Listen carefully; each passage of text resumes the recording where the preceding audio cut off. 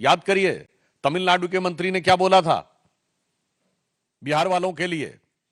तेलंगाना में कांग्रेस की सरकार है, वहां के मंत्री और मुख्यमंत्री क्या बोल चुके हैं उत्तर भारत और विशेषकर बिहार वालों के लिए। यह क्या है, एक दूसरे के प्रति नफरत। इसलिए यहां से कांग्रेस की मानसिकता साफ हो जाती है कि इनको देश के टुकड़े करके भी, समाज के टुकड़े करके भी, संस्कृति को अपमानित करके भी, वर्ग प्रांत और भाषा के ऊपर लड़ाकर भी येन केन प्रकारेण सत्ता प्राप्त करनी है। और अब ये जो निरंतर नक्शे दिखाए हैं, इससे कांग्रेस का नक्शा कदम क्या है ये बहुत साफ हो गया है।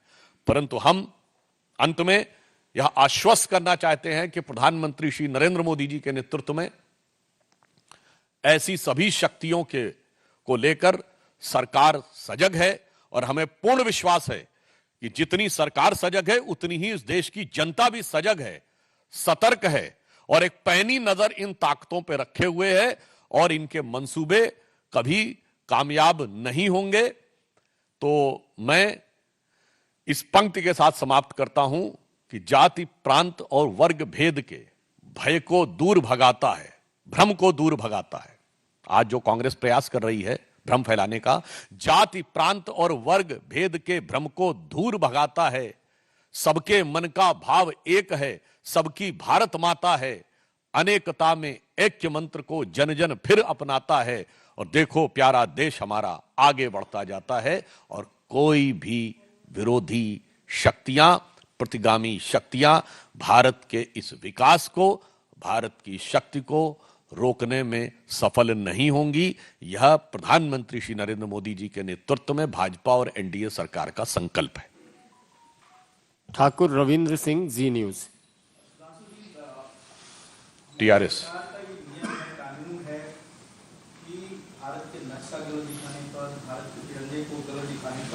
कानूनी कार्रवाई होगी, लीगल कार्रवाई होगी और सजा भी हो सकती है, उसका पूरा प्रावधान। आपने कुछ बातें उठाई है कि आप बीजेपी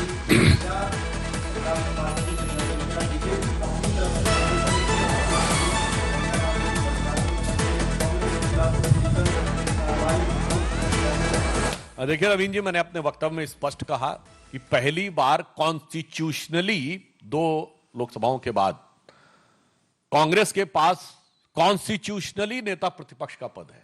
तो इस समय वो कॉन्स्टिट्यूशनल ऑब्लिगेशन से बंधे हुए हैं, वो संवैधानिक दायित्व से बंधे हैं। इसीलिए हमने उनसे सीधा सवाल पूछा है कि आपने किस आधार पर, किस प्रस्ताव पर, किसके इशारे पर यह किया है। सवाल संवैधानिक और नैतिक है, कॉन्स्टिट्यूशनल और मॉरल है और पॉलिटिकल है। यानी 3 चीजें हैं, पॉलिटिकल, मॉरल एंड कॉन्स्टिट्यूशनल, नैतिक, संवैधानिक और राजनीतिक। यदि इस प्रश्न का उत्तर कांग्रेस नहीं देगी तब फिर अन्य विकल्पों के बारे में भी विचार किया जा सकता है। आमोद राय, टीवी 9।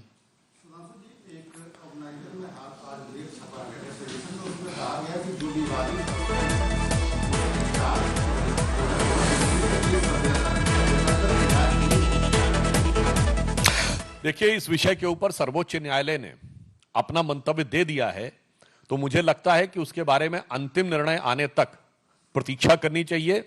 और जहां तक सभ्यतागत अन्याय का विषय है, तो ये इस विषय के ऊपर एक सौहार्द बना रहे, ये सामाजिक दायित्व भी है। इसलिए सभ्यतागत अन्याय के ऊपर गर्व करने की भावना से भी बचना चाहिए। कमलेश सिंह जी।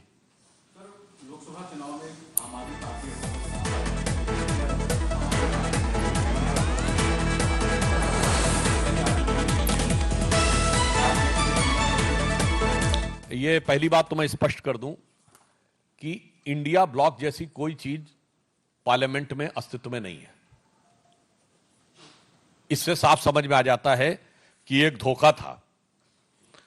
और इसलिए कि जैसे हमारा एनडीए है, तो एनडीए की विधिवत बैठक हुई जिसमें प्रधानमंत्री श्री नरेंद्र मोदी जी एनडीए संसदीय दल के नेता चुने गए।